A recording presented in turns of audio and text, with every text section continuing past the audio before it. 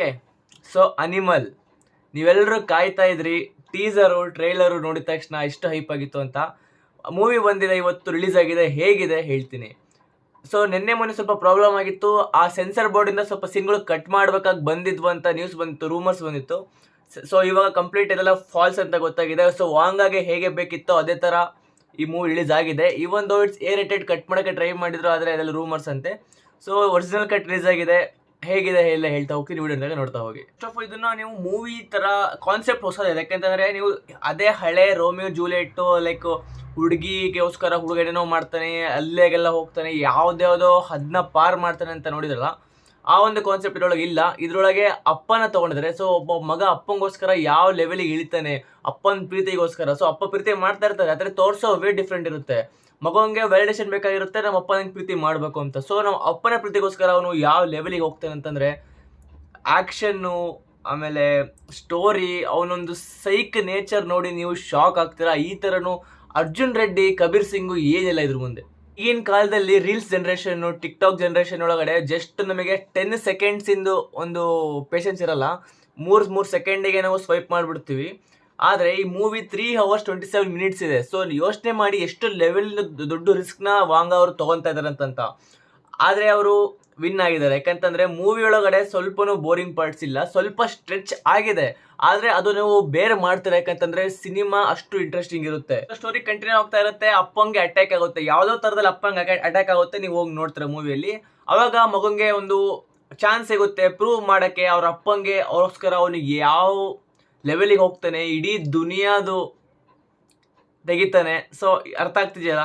Next point screenplay, direction, editing. Screenplay ಎಷ್ಟು best ಆಗ್ಬೋದಿತ್ತಲ್ಲ ಅಷ್ಟು ಬೆಸ್ಟ್ನ ಮಾಡಿದ್ದಾರೆ.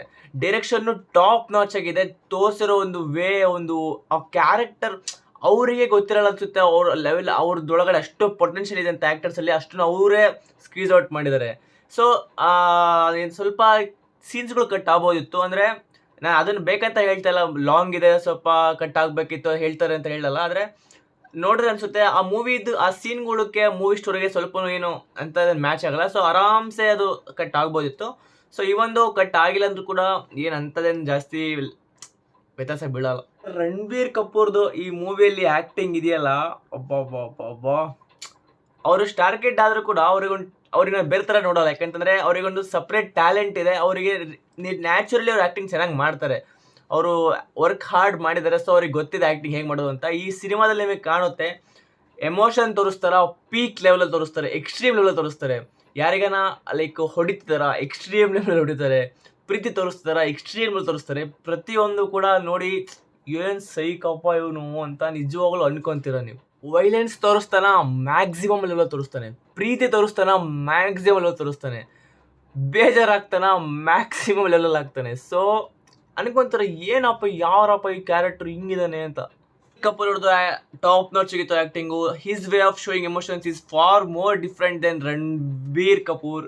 And it's totally worth it. So ನನಗಂತೂ ಬಹಳ ಎಂಜಾಯ್ ಮಾಡಿದೆ. ಆ್ಯಕ್ಷನ್ ಸೀನ್ಸು, ಎಮೋಷನಲ್ ಸೀನ್ಸು ಎಲ್ಲ ಟಾಪ್ ನಾಚ್ ಆಗಿತ್ತು. ಡೆಫಿನೆಟ್ಲಿ ನೀವು ಈ ಮೂವಿನ ನೋಡಬೇಕಂತ ನಾನು ರೆಕಮೆಂಡ್ ಮಾಡ್ತೀನಿ. ಯಾಕಂತಂದರೆ ಭಾಳ ಡಿಫ್ರೆಂಟ್ ಆಗಿದೆ. So thanks for watching till ನಾವು ಅಂತ ಹೇಳ್ತಾ ವಿಡಿಯೋನ ಮುಗಿಸ್ತೀನಿ. ವಿಡಿಯೋ ಎಂಡ್ ನೋಡೋಕ್ಕೆ ತುಂಬ ಥ್ಯಾಂಕ್ಸ್. ನಾನು ಬೇರೆ ಟಾಪಿಕ್ಸ್ ಟಿಲ್ ಗಂಟೆಗೆ ಬಾಯ್.